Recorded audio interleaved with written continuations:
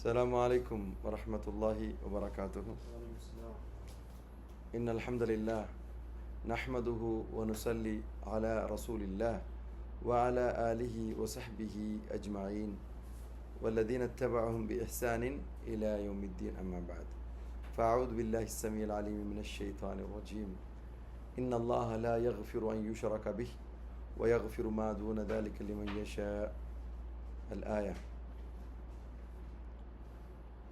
وقال الله تعالى واعبدوا الله ولا تشركوا به شيئا. السلام. സ്നേഹം നിറഞ്ഞ സത്യവിശ്വാസി സഹോദരങ്ങളെ, സഹോദരിമാരെ, നമ്മുടെ വിഷയം ഷർഹ് ഉസൂലു സലാസ. ഉസൂലു സലാസയുടെ വിശദീകരണ ക്ലാസ്സിലാണ് നമ്മളെല്ലാവരും ഉള്ളത്. കഴിഞ്ഞ ക്ലാസ്സിൽ നമ്മൾ പഠിച്ചിരുന്നു വഅദമു മാ നഹാ അൻഹു അശ്ശിർക്കു, അല്ലേ? അതായത് അള്ളാഹു വിലക്കിയ കൂട്ടത്തിൽ ഏറ്റവും ഗുരുതരമായത്, ഗംഭീരമായത് എന്താണ്? അത് ഷിർക്കാണ്, അള്ളാഹുവിൽ പങ്കുചേർക്കലാകും. അതെന്താണെന്ന് പറയുമ്പോൾ വഹുവ ദഅവതു ഗൈരിഹി മഅഹു. നിങ്ങൾ തുറന്നു നോക്ക്. അതായത് ഷിർക്ക് പറഞ്ഞാൽ ദഅവതു വിളിക്കലാകുന്നു, ദുആ നടത്തലാകുന്നു, ഗൈരിഹി അള്ളാഹു അല്ലാത്തവരെ. ഗൈരിഹി പറഞ്ഞാൽ ഗൈറുല്ലാ എന്നാണ്.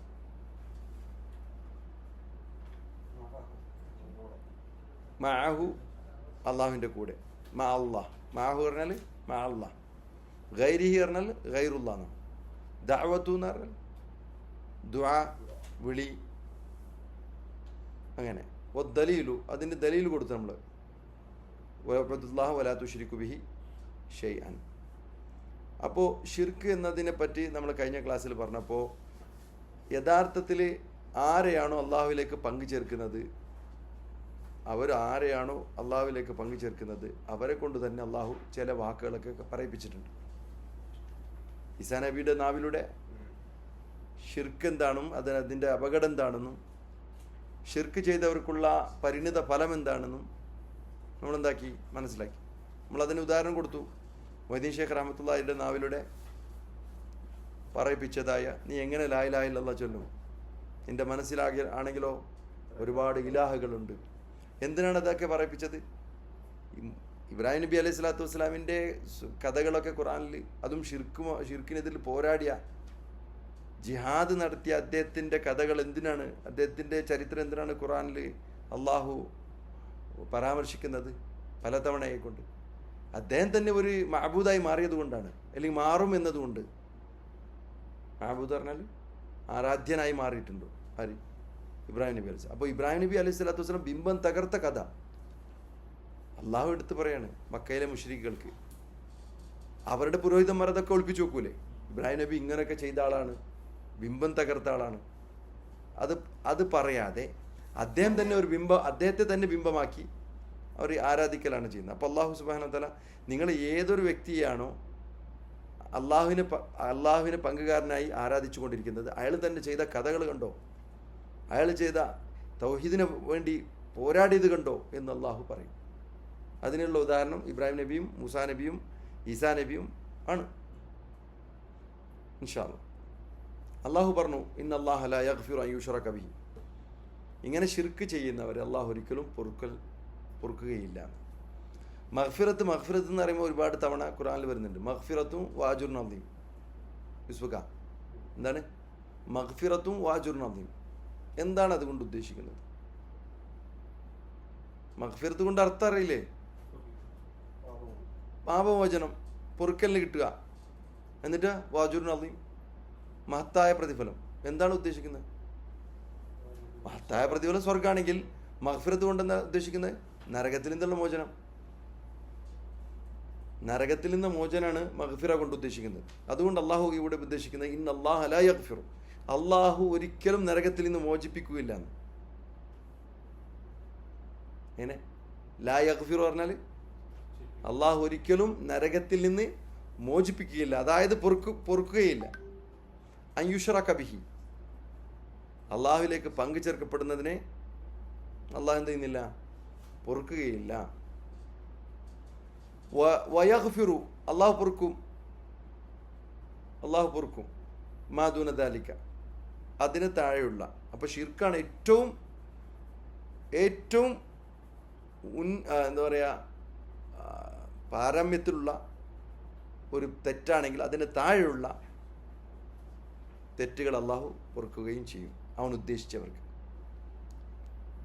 അപ്പോൾ ചില ആൾക്കാർ പറയും, എന്താടോ ഇങ്ങനെ പലിശയും തിന്ന് നടക്കുന്നത്?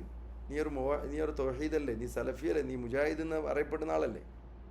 പലിശയുമായി ബന്ധപ്പെട്ട ഇടപാടുകൾ, കച്ചവടത്തിൽ കൃത്രിമം കാണിക്കുക, അങ്ങനെ കച്ചവടത്തിലും മറ്റു ഇതിലൊക്കെ ആൾക്കാരുടെ ഇടപാടിലൊക്കെ ഒരുപാട് മോശം.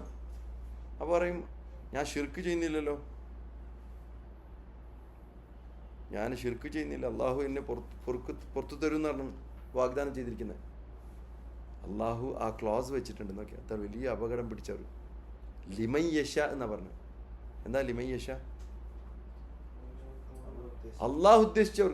ഈ ഉദ്ദേശിച്ചവർ കൂട്ടത്തിൽ ഈ ചങ്ങായി ഉണ്ടോയെന്ന് ആർക്കും ഉറപ്പറയാൻ പറ്റും?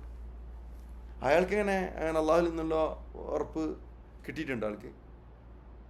ഞാൻ എന്ത് ചെയ്താലും അള്ളാഹു പുറത്തു തരും? ഇല്ല. ലിമൻ യശ എന്നാണ് പറഞ്ഞത്. ഇതാണ് അപകടം. ഈ വാക്കാണ് ഭയപ്പെടുത്തുന്നത്. അപ്പോൾ ഒരാൾ ചോദിച്ചു, എന്താണ് ഏറ്റവും വലിയ പാപമെന്ന് ചോദിച്ചു. നമ്മുടെ ജനങ്ങൾക്ക് അറിയില്ലേ, മുസ്ലിങ്ങളെന്ന് അറിയുന്നവർക്ക് അവരോട് ചോദിച്ചാൽ ഹിന്ദുക്കൾ പറയുന്ന പോലെയാണ് ഉത്തരം പറയാം. ഏറ്റവും വലിയ പാപമെന്ന് ചോദിച്ചാൽ എന്താ പറയുക? അതിങ്ങനെ ഒരാളെ കൊള്ളയടിക്കുക, ചതിക്കുക, വഞ്ചിക്കുക എന്നൊക്കെ പറയും. ഇത് മറ്റുള്ളവരും പറയും, മുസ്ലിം അങ്ങനെ പറയാൻ പാടില്ല. ഏറ്റവും വലിയ ആഴമായ ദംബ് എന്താന്ന് ചോദിച്ചാൽ പ്രവാചകൻ പറഞ്ഞതുപോലെ അൻതജഅല ലില്ലാഹി നിദ്ദൻ, അള്ളാഹുവിനെ പകരക്കാരെ ഉണ്ടാക്കലാകുന്നു, അള്ളാഹുവിന് തുല്യരെ നിശ്ചയിക്കലാകുന്നു. വഹുവ ഖലഖക, അള്ളാഹു ആണെങ്കിലോ നിന്നെ ഉണ്ടാക്കിയവനാണ്. നിന്നെ സൃഷ്ടിച്ചവനായ അള്ളാഹുവിനെ നീ പകരക്കാരെ നിശ്ചയിക്കലാകുന്നു ഏറ്റവും വലിയ പാപമായിട്ട് പ്രവാചകൻ പഠിപ്പിച്ചത്. അപ്പോൾ നമ്മൾ പറഞ്ഞല്ലോ, ഷിർക്ക് ചെയ്യാതെ അള്ളാഹുവിനെ കണ്ടുമുട്ടുന്ന ഒരു വ്യക്തിക്ക് എന്താ കിട്ടാൻ പോണത്? അജ്റുൻ അദീം, ഏറ്റവും വലിയ മഹത്തായ പ്രതിഫലം. അതെന്താണ്? പ്രവാചകൻ പറഞ്ഞു, മൻ ലഖിയല്ലാഹ, ആരെങ്കിലും അള്ളാഹുവിനെ കണ്ടുമുട്ടി, ലാ യുശ്രികു ബിഹി ഷൈഅൻ, അള്ളാഹുവിനെ പങ്കു ചേർക്കാത്ത അവസ്ഥയിൽ അള്ളാഹുവിനെ കണ്ടുമുട്ടായാൽ, ഈ ലിമൻ യശയുടെ കാര്യത്തിലാണ് പറയുന്നത്, ദഖലൽ ജന്ന, അവനെന്താകും? സ്വർഗ്ഗം പ്രവേശിക്കും. വമൻ ലഖിയഹു, അള്ളാഹുവിനെ ആരെങ്കിലും കണ്ടുമുട്ടിയാൽ, യുശ്രികു ബിഹി ഷൈഅൻ, അള്ളാഹുവിനോട് മറ്റുള്ളവരെ പങ്കു ചെയ്തുകൊണ്ടിരിക്കുന്ന അവസ്ഥയിൽ, ദഖലന്നാർ. അതാണ് ഞാൻ പറഞ്ഞു കഴിഞ്ഞ ക്ലാസ്സിലോ അതിന് മുമ്പൊന്ന് പറഞ്ഞിട്ടുണ്ട്. നമ്മുടെ ഉസ്താദ് ലാ ഇലാഹ ഇല്ലല്ലാഹ് പറഞ്ഞിട്ടാണ് മരിക്കുന്നത് ഞാൻ കണ്ടിട്ടുണ്ട്. അവസാനത്തെ വാക്ക് ലാ ഇലാഹ ഇല്ലല്ലാഹ് ആയാൽ, അവൻ സ്വർഗത്തിലേക്ക് പോകുന്ന പ്രവാചകൻ പറഞ്ഞിട്ടില്ലേ? അപ്പോൾ നമ്മുടെ ഉസ്താദ് ഈ ദർഗയിലേക്കും പിന്നെ നേർച്ച സ്ഥലങ്ങളിലൊക്കെ പോയി പ്രാർത്ഥിക്കുന്നതായിട്ട് നിങ്ങൾ കണ്ടിട്ടുണ്ടെങ്കിൽ പോലും അത് തൗഹീദാണ്. കാരണം അദ്ദേഹം മരിക്കുന്ന സമയത്ത് എന്താ പറഞ്ഞേ? ലാ ഇലാഹ ഇല്ലല്ലാഹ് ഉച്ചരിച്ചുകൊണ്ടാണ് മരിച്ചത്. അതുകൊണ്ട് നിങ്ങൾ പറയുന്ന ഈ ഷിർക്ക് അത് ഷിർക്കല്ല. അങ്ങനെയാണെങ്കിൽ അദ്ദേഹത്തിൻ്റെ നാവിലൂടെ ആ ലാ ഇലാഹ ഇല്ലല്ലാഹ് കലിമത്ത് തൗഹീദ് വരാൻ പാടില്ലായിരുന്നു. വന്നിട്ടുണ്ട്. അദ്ദേഹത്തിൻ്റെ അവസാന വാക്ക് ലാ ഇലാഹ ഇല്ലല്ലാഹ് ആണ് എന്നതിന് നിങ്ങളൊക്കെ സാക്ഷികളാണ്. അതുകൊണ്ട് അല്ലാഹു സ്വർഗം മനസ്സിലായ?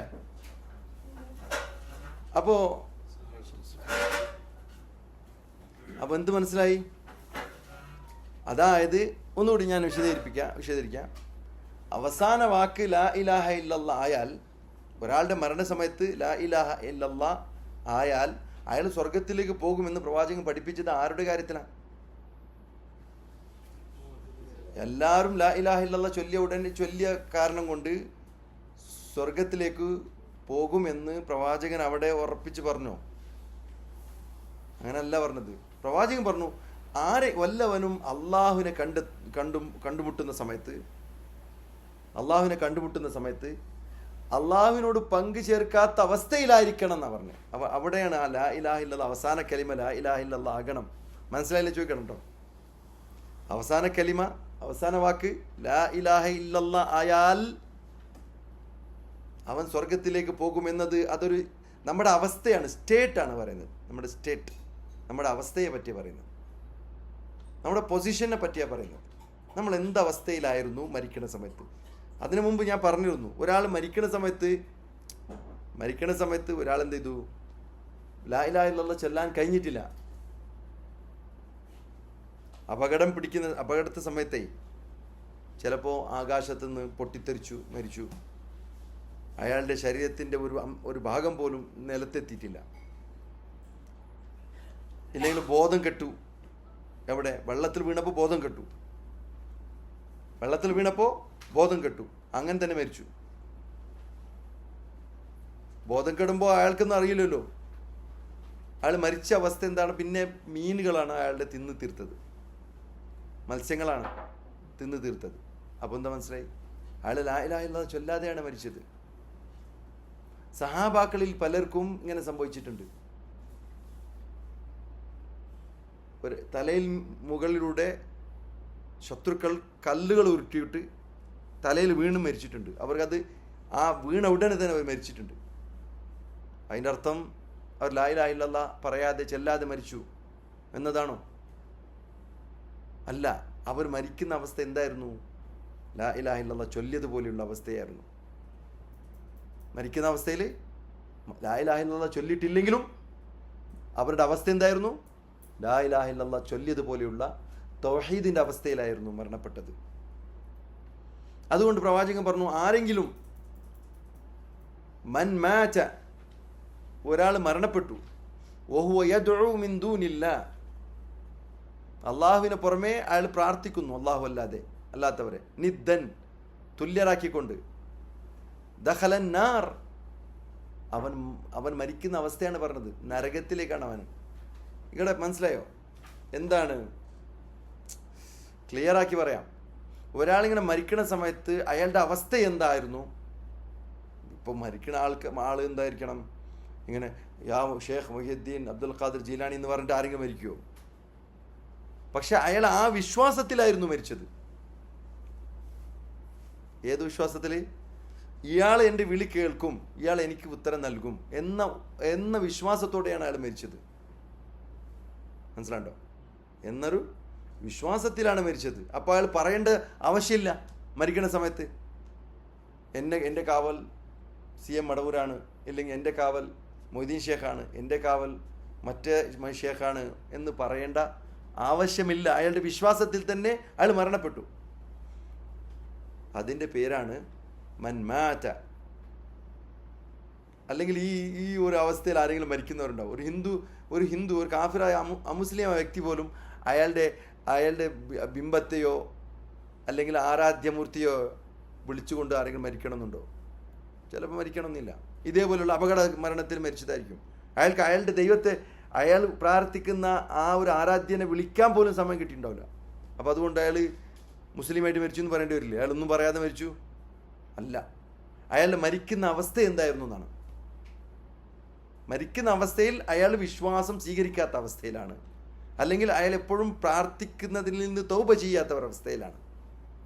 അപ്പോൾ അയാളെ പറ്റി റസൂൽ പറഞ്ഞ എന്താണ്? നിദ്ദൻ, അള്ളാഹുവിനെ തുല്യരാക്കിക്കൊണ്ട്. ഞങ്ങളുടെ പടച്ചന മടവൂരാണെന്ന് പറഞ്ഞു. ഇനി ഒരു നിദ് ഉണ്ടാക്കണോ? ഇനിയൊരു ഇലാഹെന്ന് അയാൾക്ക് സ്റ്റിക്കർ ഒട്ടിക്കണോ? മുമ്പൊക്കെ പറഞ്ഞിരുന്നു, ഇലാഹെന്ന് വിശ്വാസമില്ലാതെ പ്രാർത്ഥിച്ചാൽ അല്ലെങ്കിൽ സഹായം ചോദിച്ചാൽ ഒരു പ്രശ്നമില്ല എന്നാണ്. പക്ഷെ ഇപ്പോൾ ഖാലിഖ് എന്ന വിശ്വാസം വെച്ചിട്ട് പോലും പ്രാർത്ഥിക്കാന്നാണ്. ഇയാളാണ് എന്നെ പടച്ചവൻ. പടച്ചവൻ്റെ അർത്ഥം എന്താ? നിങ്ങളുടെ ഭാഷയിൽ എന്താ അർത്ഥം? പടച്ചവൻ എന്ന് പറഞ്ഞാൽ എന്താ? ആരാധ്യനെന്നല്ല, സൃഷ്ടിച്ചവനെന്നാണ്. അപ്പോൾ മടൂരാണ് ഞങ്ങളുടെ പടച്ചവൻ എന്ന് പറയുന്നതിൽ ഞങ്ങൾക്ക് ഒരു മടിയില്ല. ഇനി അയാൾ എത്ര ലാ ഇലാഹ ഇല്ലല്ലാഹ് ചൊല്ലിയിട്ട് എന്താ കാര്യം? മരണസമയത്ത് പോലും അയാൾ പറഞ്ഞു എന്ന് വിചാരിക്കാം. ഈ അഹ്സനിമാരൊക്കെ മരണസമയത്ത് ലാ ഇലാഹ ഇല്ലല്ലാഹ് എന്ന് പറഞ്ഞു. എന്നാൽ അയാൾ ജീവിതം മുഴുവൻ ഇങ്ങനെ ഒരു രോഗിയായ മാനസിക രോഗിയായ വ്യക്തിയെ കാണിച്ചുകൊണ്ട് പറയാണ് ഇയാളാണ് മുദബ്ബിറുൽ ആലം, ഇയാളാണ് പിന്നെ ഖാലിഖ്, ഇയാളാണ് പടച്ചവൻ എന്ന് പറഞ്ഞിട്ട് പോയി ഇയാളുടെ ലാ ഇലാഹ ഇല്ലല്ലാഹ്ക്ക് എന്താണ് മൂല്യം? അദ്ദേഹത്തോട് മൊയ്തീൻ ഷേഖ് റഹ്മത്തുള്ളാഹി ചോദിച്ച പോലെയുള്ള കൈഫ തഖൂലു ലാ ഇലാഹ ഇല്ലല്ലാഹ് വഫി ഖൽബിക കം ഇലാഹ്, നീ എങ്ങനെ ലാ ഇലാഹ ഇല്ലല്ലാഹ് പറയും മനുഷ്യ? നിന്റെ മനസ്സിൽ ഒരുപാട്, നിന്റെ ഹൃദയത്തിൽ ഒരുപാട്, നിന്റെ വിശ്വാസത്തിൽ ഒരുപാട് ആരാധ്യന്മാരുണ്ട്. അപ്പോൾ ലാ ഇലാഹ ഇല്ലല്ലാഹ് ചൊല്ലിയ പിന്നെ ഒരു ശിർക്കും വരില്ല എന്ന് ആർക്കറിയില്ല? മൊയ്തീൻ ഷേഖ് റഹ്മത്തുള്ളാഹിക്ക് അറിയില്ല. നിങ്ങൾ ലാ ഇലാഹ ഇല്ലല്ലാഹ് ചൊല്ലിയോ, ഇനി എന്ത് ശിർക്ക് ചെയ്താലും നിന്നെ ശിക്ഷിക്കാനില്ല ഇവിടെ അല്ലാഹ് എന്ന് പറയാൻ അദ്ദേഹം മനസ്സിലാക്കിയിട്ടില്ല. അദ്ദേഹം ചോദിച്ചത് ലാ ഇലാഹ ഇല്ലല്ലാഹ് പറയുന്ന ഒരു വിശ്വാസിയോടാണ് പറഞ്ഞത്, ലാ ഇലാഹ ഇല്ലല്ലാഹ് പറയുന്ന മുസ്ലിമിനോടാണ് പറഞ്ഞത്, ഏതെങ്കിലും അമുസ്ലിമിനോടല്ല പറഞ്ഞത്. ലാ ഇലാഹ ഇല്ലല്ലാഹ് പറയുന്ന മുസ്ലിമിനോട് ചോദിച്ചു, നീ എങ്ങനെ ലാ ഇലാഹ ഇല്ലല്ലാഹ് പറയും? നിന്റെ മനസ്സിൽ ഒരുപാട് ഇലാഹുണ്ട്. അപ്പോൾ ഇലാഹുണ്ട് എന്ന് പറഞ്ഞ് നടക്കണ്ട. ഇലാഹുണ്ട്, എൻ്റെ മനസ്സിൽ ഒരുപാട് ഇലാഹുണ്ട് എന്ന് പറഞ്ഞ് നടക്കണ്ട. പക്ഷേ നിന്റെ പ്രവൃത്തിയിലും നിന്റെ സ്വഭാവത്തിലും നിന്റെ വിശ്വാസത്തിലും ഒരുപാട് ഇലാഹുകൾ ഓൾറെഡി നീ നിശ്ചയിച്ചിട്ടുണ്ട്. ഇനി ലാ ഇലാഹ ഇല്ലല്ലാഹ് ചൊല്ലിയാലും ചൊല്ലിയില്ലെങ്കിലും നിന്റെ കാര്യത്തിൽ കുല്ലുൻ സവ. എന്താ കുല്ലുൻ സവ പറഞ്ഞാൽ? എല്ലാം ഒരുപോലെയാണ്. ഇനി നിങ്ങളുടെ പുസ്തകത്തിലേക്ക് വരാം. എന്താണ്? അള്ളാഹു പിന്നെ പൊറുക്കുകയില്ല കേട്ടോ. അള്ളാഹു പൊറുക്കാത്ത പാപമാണ്. അതാണ് ഇന്നല്ലാഹു ലാ യഗ്ഫിറു എന്ന് പറഞ്ഞില്ലേ. പിന്നെ അള്ളാഹു 2 ശിർക്കിൽ നിന്ന് രക്ഷപ്പെടാൻ പഠിപ്പിച്ചിട്ടുണ്ട് കേട്ടോ. ഒരു ശിർക്ക് മാത്രമല്ല, ശിർക്ക് വലുതുണ്ട്. അതായത് അള്ളാഹു അല്ലാത്തവരെ ആരാധിക്കുന്ന അത് ശിർക്ക്. അതെന്താക്കും? മുഴുവൻ ജീവിതത്തിൽ എന്തെങ്കിലും ചെയ്ത ചെറുതും വലുതായ എല്ലാ പാപത്തെയും ഇല്ലാതാക്കി കളയും. എന്നാൽ ചെറിയ ശിർക്ക് എന്ന് പറയുന്നുണ്ടല്ലോ, കാണിക്കാൻ വേണ്ടി ചെയ്യുന്ന പ്രവർത്തനങ്ങളുണ്ടല്ലോ, ജനങ്ങൾ എന്നെ അനുമോദിക്കണം എന്ന് പറഞ്ഞിട്ട് ചെയ്യാൻ ഉദ്ദേശിക്കുന്ന പ്രവർത്തനങ്ങളുണ്ടല്ലോ, ആ പ്രവർത്തനം മാത്രം ഇല്ലാതാവും. അള്ളാഹു സ്വീകരിക്കില്ല. അതുകൊണ്ട് മറ്റുള്ള പ്രവർത്തനത്തിന് ബാധിക്കില്ല. ഏതൊരു പ്രവർത്തനം അള്ളാഹു അല്ലാത്തവർക്ക് വേണ്ടി കാണിക്കാൻ വേണ്ടി ചെയ്തോ ആ പ്രവർത്തനം ഇല്ലാതായി, നിഷ്ഫലമായി, ബാത്തിലായി. എന്നാൽ മറ്റേതുണ്ടല്ലോ, അള്ളാഹു അല്ലാത്തവർക്ക് സുജൂദ് ചെയ്യുക, അള്ളാഹു അല്ലാത്തവർക്ക് പ്രാർത്ഥിക്കുക ചെയ്താൽ ജീവിതത്തിൽ ഒരു അണുമണി തൂക്കം ആണെങ്കിൽ പോലും ഒരു പ്രവർത്തനത്തെ വിടാതെ അത് പൂർണ്ണമായി തകർത്ത് കളയും. അപ്പോൾ രണ്ടും രക്ഷപ്പെടണം. നമ്മളൊന്നും വിചാരിക്കേണ്ട ഇന്ന് ഞാൻ കുറച്ച് കാണിക്കാൻ വേണ്ടി കുറച്ച് ചെയ്തു, അത് ചെറുതല്ലേ എന്ന് വിചാരിക്കേണ്ട. അതെല്ലാം ഇങ്ങനെ കൂടി വലുതായി മാറും. അതുകൊണ്ടാണ് ഈ രാഷ്ട്രീയക്കാർക്കൊക്കെ ഉണ്ടല്ലോ, അവർക്ക് ആത്മാർത്ഥത ഇല്ലാത്തത് കൊണ്ടാണ്. ഒരിക്കൽ അവർ ചെയ്തു കാണിക്കാൻ വേണ്ടി, അങ്ങനെ കാണിക്കാൻ വേണ്ടി മാത്രം ചെയ്യുന്നുള്ളൂ, ഒരിക്കലും ആത്മാർത്ഥമായിട്ട് ചെയ്യുന്നില്ല അവർ. അത് അവർക്ക് സംഭവിച്ച അപകടമാണ്. അള്ളാഹു ചില ഉപമകൾ തരുന്നുണ്ട്. സൂറത്ത് ഇബ്രാഹിമിലെ ഒരു ഉപമ, അലം തറ, നീ കാണുന്നില്ലയോ മനുഷ്യ, കൈഫ ദറബല്ലാഹു മസലൻ, എങ്ങനെയാണ് അള്ളാഹു ഉപമിക്കുന്നത് എന്ന്, ഉപമ നൽകുന്നത് എന്ന്, കലിമത്തൻ ത്വയ്യിബത്തൻ, ഒരു ശുദ്ധമായ കലിമ, വാക്ക്, ശുദ്ധമായ പവിത്രമായ പരിശുദ്ധമായ ഒരു കലിമ. ആ കലിമയെ പറ്റി അള്ളാഹു, അതേതാ കലിമ? കലിമത്ത് തൗഹീദ് കേട്ടോ, ലാ ഇലാഹ ഇല്ലല്ലാഹ്. അതിനെ ഉപമിച്ചത് അള്ളാഹു കശജറത്തിൻ, ഒരു വൃക്ഷത്തെ പോലെയാണ്. ത്വയ്യിബത്തിൻ, ഉത്തമമായ ശ്രേഷ്ഠമായ ഒരു മരത്തിനാണ് അള്ളാഹു ഉപമിച്ചിരിക്കുന്നത്. അസ്ലുഹ, അതിൻ്റെ അടിത്തറയാണെങ്കിലോ അതിൻ്റെ വേരാണെങ്കിലോ സാബിത്ത്, അത് ഉറച്ചതാണ്. വഫർഉഹ, അതിൻ്റെ ശാഖകളാണെങ്കിലോ ഫിസ്സമ, ആകാശത്ത് ഇങ്ങനെ വിടർന്ന് നിൽക്കുകയാണ്. എന്നിട്ട് അള്ളാഹു ആ ഉപമയിൽ പറയുന്നത് അത് ഒരുപാട് ഉപകാരങ്ങൾ ചെയ്യുന്നുണ്ട് എന്നതാണ്. മനസ്സിലായില്ലേ? ഒരുപാട് ഉപകാരങ്ങൾ ചെയ്യുന്നുണ്ട്. നിങ്ങളിൽ ഉണ്ടാകുന്ന നന്മയുണ്ടല്ലോ, ഒരാളോട് നന്മ പ്രവർത്തിക്കണം, നല്ലത് പ്രവർത്തിക്കണം, ഒരു പുഞ്ചിരിയോടെ അയാളെ കണ്ടുമുട്ടണം. നിങ്ങളിൽ ഒരുപാട് ജനങ്ങൾ പിന്നെ കുടുംബം പുലർത്തണം, കുടുംബ ബന്ധം പുലർത്തണം, നല്ല സുഹൃത്ത് ബന്ധം പുലർത്തണം, 5 വക്ത് നമസ്കരിക്കണം. എന്ത് നന്മയാണെങ്കിലും ഇതുമായി ബന്ധപ്പെട്ടതാട്ടോ. ഇതില്ലെങ്കിൽ നിങ്ങൾ ചെയ്യില്ല. ചെയ്താൽ തന്നെ അതിനെന്തുണ്ടാവില്ല? ആത്മാർത്ഥത ഉണ്ടാവില്ല. അള്ളാഹു പ്രതിഫലം തരട്ടെ എന്നൊരു ആഗ്രഹം നിങ്ങൾക്കുണ്ടാവില്ല. ഉണ്ട്, ശരി, ഇത് വന്നു. എന്താണ് നടന്നുകൊണ്ടിരിക്കുകയാണ്. ഓക്കെ, എന്നിട്ട് നമ്മൾ ഇതിലേക്ക് വരാം. ഫഇദാ ഖീല ലക, നിന്നോട് ചോദിക്കപ്പെട്ടാൽ. നിങ്ങളുടെ പുസ്തകത്തിലുണ്ടേ, എല്ലാവരും കിട്ടിയോ? ഫഇദാ ഖീല ലക, നിന്നോട് ചോദിക്കപ്പെട്ടാൽ, മൽ ഉസൂലു, ഈ അടിസ്ഥാനങ്ങൾ എന്താണ്? അസ്സലാസ, ഈ മൂന്ന് അടിസ്ഥാനങ്ങൾ എന്താണ് എന്ന് നിന്നോട് ചോദിച്ചാൽ, അല്ലത്തി, അത് എങ്ങനെയുള്ളതാ? യജിബു അലൽ ഇൻസാൻ, മനുഷ്യൻ്റെ കാര്യത്തിൽ അത് വാജിബാണ്. മനുഷ്യൻ്റെ കാര്യത്തിൽ അത് വാജിബാണ്. മഅരിഫതുഹ, അവയെ മനസ്സിലാക്കൽ അതെന്താണ്? വാജിബാണ്. ഫഖുൽ, അപ്പോൾ നീ പറയേണ്ടത് എന്താണ്? മഅരിഫത്തുൽ അബ്ദി റബ്ബഹ്, തൻ്റെ റബ്ബിനെ മനസ്സിലാക്കുക എന്നതാണ് ഒരു മനുഷ്യൻ്റെ കാര്യത്തിൽ വാജിബായത്, നിർബന്ധമായത്. ഫഖുൽ, നീ പറയണം. അതായത് തൻ്റെ വിദ്യാർത്ഥിയോട് ഷെയ്ഖുൽ ഇസ്ലാം പറയാണ്, നിന്നോട് ആരെങ്കിലും ചോദിച്ചാൽ, അല്ലയോ വിദ്യാർത്ഥി, നിന്നോട് ആരെങ്കിലും ചോദിച്ചാൽ എന്താണ് മനുഷ്യൻ നിർബന്ധമായി പഠിക്കേണ്ട 3 നിർബന്ധ കാര്യങ്ങൾ എന്തൊക്കെയാണ്, അടിസ്ഥാനപരമായ കാര്യങ്ങൾ എന്തൊക്കെയാണെന്ന് ചോദിച്ചാൽ, ഫഖുൽ, നീ പറയണം മകനെ. എന്ത് പറയണം? മാരിഫത്തുൽ അബ്ദി റബ്ബഹ്, തൻ്റെ റബ്ബിനെ മനസ്സിലാക്കുക എന്നതാണ് ഏറ്റവും വലിയ അടിസ്ഥാനം. വദീനഹു, പിന്നെന്താ പറയും? അള്ളാഹുവിൻ്റെ ദീനിനെ മനസ്സിലാക്കുക എന്നത് രണ്ടാമത്തെ അടിസ്ഥാനമാണ്. വനബിയഹു മുഹമ്മദൻ സല്ലല്ലാഹു അലൈഹി വസല്ലം, മൂന്നാമത്തെ എന്താണ്? അള്ളാഹുവിൻ്റെ നബിയെ മനസ്സിലാക്കുക എന്നത് എനിക്ക് വാജിബായ, എൻ്റെ കാര്യത്തിൽ നിർബന്ധമായ അടിസ്ഥാന കാര്യങ്ങളിൽ പെട്ടതാണ്. 3 എന്തൊക്കെ പറയാം? ഒന്നാമത്തേത്, 1 തൻ്റെ റബ്ബിനെ മനസ്സിലാക്കുക. 2 തൻ്റെ ദീനിനെ, തൻ്റെ മതത്തെ, അല്ലെങ്കിൽ അള്ളാഹുവിൻ്റെ മതത്തെ മനസ്സിലാക്കുക. 3ാമത്തേത് മുഹമ്മദ് നബിയെ, അള്ളാഹുവിൻ്റെ നബിയെ, അതായത് മുഹമ്മദ് സല്ലല്ലാഹു അലൈഹി വസല്ലമിനെ എന്താക്കണം? മനസ്സിലാക്കുക എന്നത്. ഫൈദാ ഖീല ലക, എന്നിട്ട് നിന്നോട് ചോദിക്കപ്പെട്ടാൽ, ഒന്നാമത്തെ ചോദ്യം കേട്ടല്ലോ, എന്താണ് 3 അടിസ്ഥാനങ്ങൾ. ഇനിയൊരു ചോദ്യം, ഫൈദാ ഖീല ലക, നിന്നോട് ചോദിക്കപ്പെട്ടാൽ, മൻ റബ്ബുക, നിന്റെ റബ്ബാരാണെന്ന് ചോദിക്കപ്പെട്ടാൽ, ഫഖുൽ, നീ പറയണം. നീ എന്ത് പറയണം? റബ്ബി അല്ലാഹ്. ഇങ്ങനെ പറയാൻ പഠിച്ചാൽ ഖബറിൽ പറയാൻ കഴിയട്ടോ. ഈ ലോകത്ത് വെച്ച് നമുക്ക് പറയാൻ കഴിഞ്ഞാൽ, അല്ലെങ്കിൽ ജീവിക്കാൻ കഴിഞ്ഞാൽ, ഖബറിൽ വെച്ച് ചോദ്യം ഉണ്ടാകുമ്പോൾ അതിന് ഉത്തരം പറയാൻ കഴിയും.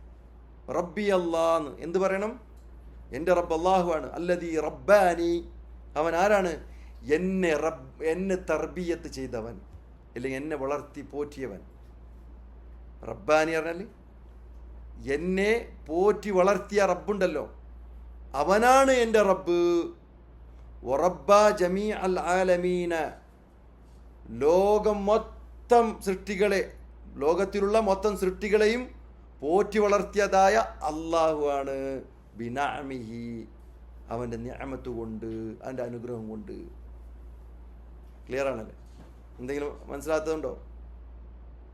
വഹുവ മഅബൂദി, അവനാരാണ്?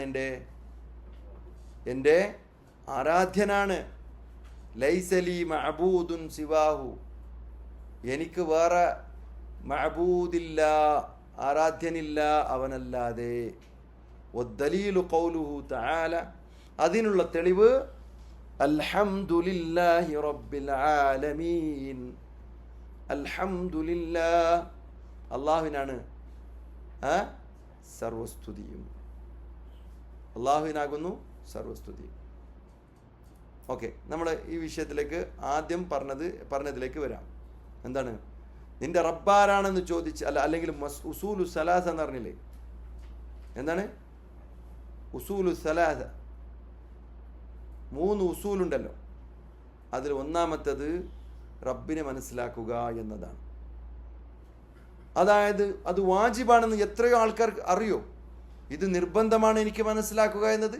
എല്ലാവരും ഇങ്ങനെ ജീവിച്ചു പോവല്ലാതെ അവർക്ക് ഇതെങ്കിലും പറഞ്ഞു കൊടുക്കാൻ ആരെങ്കിലും ഉണ്ടോ? നിന്റെ റബ്ബിനെ നീ അറിഞ്ഞോ? ഇത്ര ആയുസ് കിട്ടി നിനക്ക്, എത്ര ജനങ്ങളാണ്, എത്ര അനുഗ്രഹങ്ങളാണ് അള്ളാഹു തന്നത്. കേൾക്കാനുള്ള ചെവി തന്നു, കാണാനുള്ള കണ്ണ് തന്നു, ചിന്തിക്കാനുള്ള ഹൃദയം തന്നു, ശരീരത്തിൽ ഒരുപാട് അവയവങ്ങൾ തന്നു. നീ നടക്കുന്നു, ചിരിക്കുന്നു, കളിക്കുന്നു, ഉറങ്ങുന്നു, ഭക്ഷണം കഴിക്കുന്നു, എല്ലാം ചെയ്തുകൊണ്ടിരിക്കെ നിനക്ക് ഇതിന് സമയം കിട്ടില്ല മനുഷ്യ. അള്ളാഹുവിനെ, നിന്റെ റബ്ബിനെ അറിയാൻ നിനക്ക് സമയം കിട്ടിയില്ലേ? അപ്പോൾ പറഞ്ഞത് ഈ ഉസൂലുസ്സലാസ എന്നത് എന്താണ്? അത് ഉസൂലുസ്സലാസ പഠിച്ചാൽ അവൻ ഇഹലോകത്തും രക്ഷപ്പെടും, പരലോകത്തും. അതായത് പരലോകത്തിൻ്റെ ഒന്നാമത്തെ സ്റ്റെപ്പായ ഖബറുണ്ടല്ലോ, ഖബറിടം, ആ ഒരു ബർസഖിയായ ജീവിതത്തിൽ പോലും രക്ഷപ്പെടും. അതുകൊണ്ട് ചിന്തിക്കണം മനുഷ്യ, അള്ളാഹുവിനെ പറ്റി അറിയണം മനുഷ്യ. അള്ളാഹുവിനെ പറ്റി പഠിപ്പിക്കുന്നവരുടെ അടുത്തേക്ക് നിങ്ങൾ പോകണം. അല്ലാതെ ഇങ്ങനെ ജീവിച്ചു പോകലല്ല. അത് മൃഗങ്ങൾ ചെയ്യില്ലേ, കന്നുകാലികളും ചെയ്യുന്നില്ലേ? അതിൽ നിന്ന് വ്യത്യസ്തനായോ നീ? നിനക്ക് കണ്ണുണ്ടായിട്ട് നീ എന്തെങ്കിലും സത്യം കണ്ടോ? കേൾക്കാനുള്ള കേൾക്കാനുള്ള കഴിവുണ്ടായിട്ട് നീ അതെന്തെങ്കിലും നല്ലത് കേട്ടോ? മനസ്സിലായോ? ഇല്ല. അല്ലെങ്കിൽ അള്ളാഹു സുബ്ഹാനഹു വ തആല അതിനെപ്പറ്റി പറഞ്ഞത് നിങ്ങൾ ചിന്തിക്കണം കേട്ടോ. ഇന്നമാ അഇദുകും ബിവാഹിദ, നിങ്ങളോട് ഞാൻ ഉപദേശിക്കുന്നു, ബിവാഹിദ, ഓരോരുത്തരോട് പറയട്ടോ. നിങ്ങൾ ആരെയും ഒഴിവാക്കിയിട്ടില്ലല്ല. സൂറത്ത് സബയിൽ പറയാണ്, നിങ്ങളെല്ലാവരും ഒറ്റക്കൊറ്റായി വേറെ വേറെ തന്നെ നിങ്ങൾ എന്ത് ചെയ്യുക? നിങ്ങൾ ചിന്തിക്കണം. എന്ത്? അൻ തഖൂമു ലില്ലാഹ്, നിങ്ങൾ അള്ളാഹുവിന് വേണ്ടി നിൽക്കണം. മസ്ന, രണ്ട് പേരായിട്ട്. ഇപ്പം നമ്മൾ എത്ര പേരുണ്ട് ഇവിടെ? ഇത്ര പേരില്ലേ? ഓ ഫുറാദ, നിങ്ങൾ ഈ 2 പേരായിട്ടായെങ്കിലും അല്ലെങ്കിൽ ഒറ്റൊറ്റക്കായിട്ടും നിങ്ങൾ ചിന്തിക്കണം. സുമ്മ തതഫക്കറു, നിങ്ങൾ ചിന്തിക്കണം മനുഷ്യന്മാരെ എന്ന് സൂറത്തു സബയിൽ പറയുന്നു. ആകാശഭൂമികളുടെ സൃഷ്ടിപ്പറ്റി ചിന്തിക്കാൻ പറയുന്നുണ്ട്. എന്താണ് കണ്ടെത്തേണ്ടത് നിങ്ങൾ? കോസ്മിക് ലോകത്ത് എന്ത് സംഭവിക്കുന്നു എന്ന് പഠിച്ച് കുട്ടികളെ പഠിപ്പിച്ചിട്ട് കുട്ടികൾക്ക് അവിടെ എന്തൊക്കെ സംഭവവികാസങ്ങൾ നടക്കുന്നുണ്ട് എന്ന് പറയാൻ മാത്രം, അല്ലെങ്കിൽ ഒരുപാട് വഴികേടുകൾ പറഞ്ഞു കൊടുക്കാൻ. ഈ ലോകത്തിന് ഒരു സൃഷ്ടാവില്ല, ഈ ലോകത്തിനെ നിയന്ത്രിക്കാൻ ആരുമില്ല, അത് അങ്ങനെ സ്വമേധയാ ഉണ്ടായതാണ്. ഒരു മുട്ടുസോജി പോലും സ്വന്തമായി ഉണ്ടാവാത്ത ലോകത്താണ് മനുഷ്യൻ പറയുന്നത് ആകാശത്ത്, ഈ ആകാശലോകം എന്താണ്, ഈ വാനലോകം ഉണ്ടല്ലോ, ഈ ഹൊറൈസോൺ, ഇതൊരു വെറുതെ എങ്ങനെ ഉണ്ടായതാണെന്ന് അള്ളാഹു പറയുന്നതാണ്. ഇതൊക്കെ ചിന്തിച്ച് പറയേണ്ടത് എന്താണ്? റബ്ബന മാ ഖലഖത ഹാദാ ബാതില, ഞങ്ങളുടെ രക്ഷിതാവേ ഇത് വെറുതെ നീ ഉണ്ടാക്കിയതല്ല എന്ന ആ അവസാന വാക്കിലേക്ക് എത്തിപ്പെടണം. എന്നിട്ട് അള്ളാഹുവിനെ പറ്റി മനസ്സിലാക്കാൻ ഇങ്ങനെയുള്ള മാർഗങ്ങൾ സ്വീകരിക്കണം എന്നാണ്. അതുപോലെ അള്ളാഹു സുബ്ഹാനഹു വ തആല പറയുന്നത് ഇന്ന ഫീ ഖൽഖിസ് സമാവാതി വൽ അർദി എന്നുള്ള ആയത്തുകളൊക്കെ പറയുന്നത്, ഇതിലൊക്കെ റബ്ബ് സുബ്ഹാനഹു വ തആലയുടെ അള്ളാഹുവിൻ്റെ ഉണ്മയെപ്പറ്റിയും അള്ളാഹുവിൻ്റെ അസ്തിത്വത്തെ പറ്റിയും അള്ളാഹു ഉണ്ട് എന്നതിനെ പറ്റിയും പഠിക്കണം.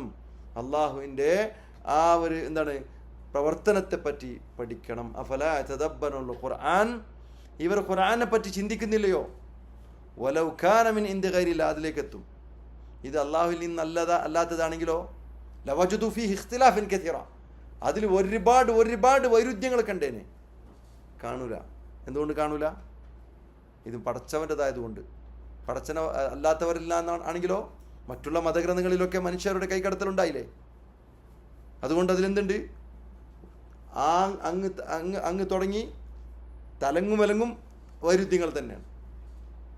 മനസ്സിലായില്ലേ? അപ്പോൾ അള്ളാഹുവിൻ്റെ ഗ്രന്ഥമാണ് ഇത്. അള്ളാഹുവിനെ പറ്റി പഠിപ്പിച്ചു തരുന്നതായ ഈ ഗ്രന്ഥത്തിൻ്റെ എന്തെങ്കിലും കുറ്റം കുറവ് നിങ്ങൾക്ക് കണ്ടെത്താൻ കഴിഞ്ഞില്ലെങ്കിൽ ഇത് റബ്ബിൽ നിന്നാണ് എന്ന് മനസ്സിലാക്കുക. എന്താണ്? ഇത് റബ്ബിൽ നിന്നാണെന്ന് മനസ്സിലാക്കുക. ഏതായാലും സഹോദരങ്ങളെ, ഞാനിപ്പോൾ അവസാനിപ്പിക്കുകയാണ്. എന്താണ് ഈ ഒരു നമ്മൾ എവിടെ നിർത്തുന്നത് നിങ്ങൾ ഓർക്കണം. എവിടെ? ഉസൂലു സലാസ എന്ന് ആരെങ്കിലും ചോദിച്ചാൽ, എന്താണ് ഉസൂലു സലാസ എന്ന് ചോദിച്ചാൽ, എങ്ങനെയുള്ള ഉസൂലു സലാസയാണ് ഇത്? മനുഷ്യർക്ക് നിർബന്ധമാണ് അതറിയൽ എന്താണെന്ന് ചോദിച്ചാൽ നീ പറയണം മനുഷ്യ, റബ്ബിനെ അറിയലാകുന്നു. അതിന് തെളിവെന്താ കൊടുത്തത്? അൽഹംദുലില്ലാഹി റബ്ബിൽ ആലമീൻ. കാരണം നിങ്ങൾക്കറിയോ എന്നറിയില്ല, ഒരു ചോദ്യം ചോദിച്ചിട്ട് അവസാനിപ്പിക്കട്ടെ. ഖബറിലുള്ള ചോദ്യങ്ങൾ എന്താണ്? എത്രയാണ് ഖബറിലുള്ള ചോദ്യം? എത്ര? ഉറപ്പില്ല. 30 3? 3 ഒന്ന് കറക്കി കുത്തിയിട്ട് 3 നിർത്താനോ? അല്ല, 3 തന്നെയാണ്. അതിലെന്താ? ഒന്ന് നിന്റെ റബ്ബാരാണെന്ന് ചോദിക്കുക, രണ്ടാമത്തത് നിന്റെ ദീനാരാണെന്ന് ചോദിക്കുക, പിന്നെ നിന്റെ നബി ആരാണ്, ഇയാളാരാണെന്ന് അല്ലെങ്കിൽ ചോദിക്കും. 2 രൂപത്തിൽ ചോദിക്കും. നബി ആരാണെന്ന് ചോദിക്കും, അല്ലെങ്കിൽ പ്രവാചകൻ സല്ലല്ലാഹു അലൈഹി വസല്ലം തന്നെ കാണിച്ചുകൊണ്ട് ചോദിക്കും, ഇയാളെ അറിയുമോ? അപ്പോൾ ഒരു വിശ്വാസി എന്ത് പറയും? കൃത്യമായ മറുപടി പറയുമോ? വിശ്വാസി പറയില്ലേ? ആ വിശ്വാസിയോട് ചോദിക്കുന്ന മറ്റൊരു ചോദ്യമുണ്ട്. 4ാമത്തെ ചോദ്യം നമ്മൾ സാധാരണ പറയാറില്ല. എന്താണ് 4ാമത്തെ ചോദ്യം? ആർക്കെങ്കിലും അറിയോ? നമ്മൾ സാധാരണ പഠിച്ച 3 ചോദ്യമല്ലേ? എന്താ 4ാമത്തെ ചോദ്യം? അത് വിശ്വാസിയോട് മാത്രമേ ചോദിക്കുള്ളൂ കേട്ടോ. ആരോട്? ഒരു കാഫിറിനോടോ മുനാഫിക്കിനോടോ ചോദിക്കില്ല കേട്ടോ. എന്ത്? ഈ 4ാമത്തെ ചോദ്യം. ഈ 4ാമത്തെ ചോദ്യം ആരോട് മാത്രമാണ്? ഒരു വിശ്വാസിയോട് മാത്രമാണ് ചോദിക്കുന്നത്. അതാണ് ചോദ്യം, നീ എങ്ങനെ ഇത് മനസ്സിലാക്കി? 4ാമത്തെ ചോദ്യം. ഈ 3 ശരിക്കുത്തരം പറഞ്ഞല്ലോ, നീ എങ്ങനെ മനസ്സിലാക്കി? അപ്പോൾ പറഞ്ഞു ഖറഅതു കിതാബ് അല്ലാഹ്. അവൻ പറയും 4ാമത്തെ ഉത്തരം, ഞാൻ അള്ളാഹിൻ്റെ കിതാബ് ഓതി പഠിച്ചു, അതിൽ നിന്ന് മനസ്സിലാക്കിയതാണ്. സുബ്ഹാനല്ലാഹ്. എനിക്ക് നമുക്ക് പറയാൻ പറ്റുമോ? ഇപ്പോൾ പറയാൻ പറ്റുമോ? ഇപ്പോൾ ജീവനുണ്ടല്ലോ, മരിച്ചിട്ടില്ലല്ലോ. ഇപ്പോൾ പറയാൻ പറ്റുമോ നിന്റെ റബ്ബ് അല്ലാഹു ആണെന്ന് ഖുർആനിൽ എവിടുന്നാണ് നീ മനസ്സിലാക്കിയത്? അതാണ് അൽഹംദുലില്ലാഹി റബ്ബിൽ ആലമീൻ. അവൻ പറയും അൽഹംദുലില്ലാഹി റബ്ബിൽ ആലമീൻ. ആലമീനിൽ പെട്ടവനാ ഞാൻ. ഇൻഷാ അല്ലാഹ് അത് അടുത്ത ക്ലാസ്സിൽ വരും. ആലമിൽ പെട്ടവനാ ഞാൻ. ആ ആലമിനെ ഉണ്ടാക്കി, ആലം പറഞ്ഞാൽ ലോകം, സർവ്വലോകം. ഈ സർവ്വലോകത്തിൽ പെട്ടവനാണ് ഞാൻ. ഈ സർവ്വലോകത്തെ ഉണ്ടാക്കിയതാരാ? അപ്പൊ റബ്ബുൽ ആലമീൻ റബ്ബി അല്ലാഹ്. റബ്ബുൽ ആലമീൻ റബ്ബി അല്ലാഹ്. എൻ്റെ റബ്ബ് അള്ളാഹുവാണ്. അപ്പോൾ ഏത് ഉസൂല് പഠിക്കുകയാണെങ്കിലും അതിന് തെളിവോടുകൂടിയായിരിക്കണം പഠിക്കേണ്ടത്. ആരോ എന്ന് പറഞ്ഞു, ഞാൻ ഇപ്പോഴും പറയുകയാണ്. ഇപ്പോൾ ഒരാൾ ഇസ്ലാം സ്വീകരിച്ചാൽ നമ്മളപ്പോൾ തന്നെ പറയും കേട്ടോ. ഒരാൾ ഇസ്ലാം സ്വീകരിച്ചാൽ അപ്പോൾ തന്നെ പറയും, നിങ്ങൾ അമുസ്ലിങ്ങളായത്, അല്ലെങ്കിൽ ഇസ്ലാം സ്വീകരിച്ചല്ല, ഇസ്ലാം അല്ലാത്തവരോട് നിങ്ങൾ അമുസ്ലിങ്ങളായത് എന്ത് നിങ്ങൾ ചെയ്തിട്ടാ? നിങ്ങൾ അമുസ്ലിങ്ങളായത്, അല്ലെങ്കിൽ നിങ്ങൾ ഹിന്ദു ആയത്, നിങ്ങൾ ക്രിസ്ത്യാനി ആയത് എന്ത് ചെയ്തിട്ടാണ്? നിങ്ങൾ എന്തെങ്കിലും നിങ്ങളുടെ പ്രവർത്തനം ഉണ്ടോ? ഇല്ല. മാതാപിതാക്കൾ ക്രിസ്ത്യാനിയാണ്, അപ്പോൾ നിങ്ങൾ എന്ത് ചെയ്യും? നിങ്ങൾ ക്രിസ്ത്യാനിയാകും. മാതാപിതാക്കൾ ഹൈന്ദവ മതക്കാരാണ്, അപ്പോൾ നിങ്ങൾ എന്ത് ചെയ്യും? സ്വാഭാവികമായി ഹൈന്ദവ മതക്കാരനായി ജനിക്കും, അല്ലെങ്കിൽ അങ്ങനെ തന്നെ വളർന്നു വരും. എന്നാൽ മുസ്ലിമിൻ്റെ കാര്യത്തിൽ അങ്ങനെയെല്ലാം ഉറപ്പിച്ച് പറയാൻ പറ്റും. മുസ്ലിമേ, നിന്റെ മാതാപിതാക്കൾ മുസ്ലിമാണോ എങ്കിൽ നീ സ്വർഗത്തിലേക്ക് പോകുമെന്ന് പ്രവാചകനോ അള്ളാഹു പറഞ്ഞിട്ടില്ല. നിന്റെ മാതാപിതാക്കൾ മുസ്ലിങ്ങളായാൽ മതി, നിന്നെ ഒരു പ്രശ്നം ബാധിക്കില്ല. അങ്ങനെ പറഞ്ഞിട്ടുണ്ടോ? ഇല്ല. അതായത് നീ മുസ്ലിം കുടുംബത്തിൽ ജനിച്ചാൽ തന്നെ നീ മുസ്ലിം ആകുന്നത് കുടുംബത്തിൻ്റെ കാര്യത്തിലല്ല, നീ സ്വയം അള്ളാഹുവിനെ മനസ്സിലാക്കിയിട്ട് പ്രവർത്തിച്ചത് കാരണം കൊണ്ടാണ്. അപ്പോൾ എനിക്ക് പറയാൻ പറ്റും, ഞാൻ പറയാം, ഞാൻ എൻ്റെ കാര്യം പറഞ്ഞു. എൻ്റെ മാതാപിതാക്കളിലൂടെയല്ല ഞാൻ മുസ്ലിമായത്, എന്നിലൂടെ അവർ മുസ്ലിങ്ങളായി. ഓ, വലിയൊരു അഹങ്കാരത്തിൻ്റെ വാക്കായി പോയല്ലോ. എങ്ങനെ? ഞാൻ അവരിലൂടെയല്ല മുസ്ലിമായത്, കാരണം അവരിലൂടെ ഞാൻ മനസ്സിലാക്കിയത് പിന്നെന്താണ്, ഈ ദർഗകളിലുള്ളവരും പിന്നെ ഈ നേർച്ച സ്ഥലങ്ങളിലുള്ളവരൊക്കെ സഹായിക്കും, ഇങ്ങനെയൊക്കെ അള്ളാഹുവിനെ പോലെ ഇവരും സഹായിക്കും, അള്ളാഹുവിനെ പോലെ ഇവരും കേൾക്കും എന്നാണ് മനസ്സിലാക്കി വന്നത്. പക്ഷേ ഞാൻ വളർന്നു വന്നപ്പോൾ ഞാൻ വേറൊരു മദ്രസയിലേക്ക് പോയി. അവിടെ പഠിച്ച കാര്യം നോക്കുമ്പോൾ എൻ്റെ ഉപ്പയും ഉമ്മയും, അള്ളാഹു അവർക്ക് രണ്ടുപേർക്കും റഹ്മത്തും മഗ്ഫിറത്തും നടക്കട്ടെ, എൻ്റെ ഉപ്പയും ഉമ്മയും എന്തായിരുന്നു? ആ വിശ്വാസക്കാരായിരുന്നില്ല. അതുകൊണ്ട് അവർ എന്നിലൂടെ ഇസ്ലാം മനസ്സിലാക്കി. ആദ്യമൊക്കെ നമ്മളൊക്കെ ആട്ടലും ഓടിക്കലൊക്കെ ഉണ്ടായിരുന്നു. എന്നിട്ട് അവർ മനസ്സിലാക്കി. ഇപ്പോൾ എന്ത് മനസ്സിലായി? ഒരു മുസ്ലിമിൻ്റെ കാര്യത്തിലും, ഓരോ മുസ്ലിമിൻ്റെ കാര്യത്തിലും എൻ്റെ മാതാപിതാക്കൾ മുസ്ലിങ്ങളാണ്, അതുകൊണ്ട് ഞാൻ മുസ്ലിമായി എന്ന് പറയാൻ അള്ളാഹു കൽപ്പിച്ചിട്ടില്ല. പകരം ഞാൻ മുസ്ലിമായത് റബ്ബിനെ മനസ്സിലാക്കിയത് കൊണ്ടാണ്, അള്ളാഹുവിൻ്റെ കിതാബ് വായിച്ച് മനസ്സിലാക്കിയത് കൊണ്ടാണ്, അള്ളാഹുവിൻ്റെ റസൂലിൻ്റെ സുന്നത്ത് മനസ്സിലാക്കിയത് കൊണ്ടാണ് എന്ന് പറയാൻ ഓരോ മുസ്ലിമും കൽപ്പിക്കപ്പെട്ടിട്ടുണ്ട്. അവൻ മാത്രമേ ഖബറിൽ ഉത്തരം പറയുള്ളൂ. അതാണ് അവനോട് ചോദിക്കുന്നത്, എവിടുന്ന് മനസ്സിലാക്കി എന്ന് ചോദിച്ചാൽ അവൻ പറയേണ്ടത് എന്താണ്? എൻ്റെ മാതാപിതാക്കൾ മുസ്ലിങ്ങളായിരുന്നു, അങ്ങനെ പഠിച്ചു എന്നല്ല അവൻ പറയുന്നത്. എൻ്റെ മാതാപിതാക്കൾ പഠിപ്പിച്ചു എന്നല്ല, ഞാൻ അള്ളാഹിൻ്റെ കിതാബ് ഓതി പഠിച്ചു, അല്ലെങ്കിൽ അള്ളാഹിൻ്റെ കിതാബ് മനസ്സിലാക്കി. അള്ളാഹിൻ്റെ റസൂലിൻ്റെ സുന്നത്തും അതിൽ വന്നു കേട്ടോ. വന്നാൽ ഞാൻ അത് പഠിച്ചു മനസ്സിലാക്കി, ഞാൻ ഇതാണ് മനസ്സിലാക്കിയത്, അതുകൊണ്ട് അയാൾ രക്ഷപ്പെടുകയും ചെയ്യുന്നുണ്ട്. ഇതാണ് യഥാർത്ഥത്തിൽ രക്ഷപ്പെടാനുള്ള മാർഗം. ഇതാണ് ത്വരീഖുൻ നജാത്ത്. അള്ളാഹു ആ ത്വരീഖുൻ നജാത്തിൽ തന്നെ കടന്നു പോകാനും അതിൽ ജീവിക്കാനും, അതിങ്ങനെ തന്നെ അവസാന വാക്ക്, അവസാന കലിമ ലാ ഇലാഹ ഇല്ലല്ലാഹ് ഉച്ചരിച്ചുകൊണ്ട് ഈ ലോകത്തുനിന്ന് പിരിയാൻ, ലോകത്തുനിന്ന് വിടവാങ്ങാൻ റബ്ബ് എനിക്കും നിങ്ങൾ ഓരോരുത്തർക്കും തൗഫീഖ് നൽകി അനുഗ്രഹിക്കുമാറാകട്ടെ. ഈ ഒരു വിഷയം പഠിച്ചത് മറ്റുള്ളവർക്ക് പഠിപ്പിക്കാനും റബ്ബ് തൗഫീഖ് നൽകി അനുഗ്രഹിക്കുമാറാകട്ടെ. വസല്ലല്ലാഹു അലാ നബീന മുഹമ്മദ് വഅലാ ആലിഹി വസഹ്ബിഹി അജ്മഈൻ. സുബ്ഹാനക അല്ലാഹുമ്മ ബിഹംദിക അഷ്ഹദു അൻ ലാ ഇലാഹ ഇല്ലാ അൻത അസ്തഗ്ഫിറുക വഅതൂബു ഇലൈക്.